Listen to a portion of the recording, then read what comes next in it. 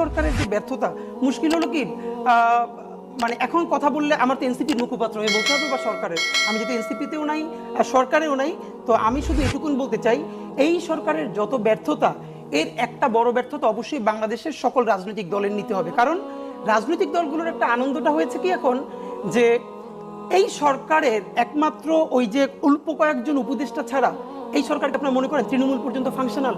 আপনি নিজে তো বলছেন যে ওসি 2 লাখ টাকা কাউকে দিয়ে, কোথাও বিএনপিকে, কোথাও জামাতকে, অথবা কোথাও নতুন করে এনসিপিকে দিয়ে তারা এভাবে মিলেমিশে খাচ্ছে। তা আমার যেটা ব্যাপার সেটা, এই সরকারের ম্যান্ডেট কিন্তু পলিটিক্যাল পার্টিগুলোই দিয়েছে, বাংলাদেশের জনগণ তো দিয়েছে।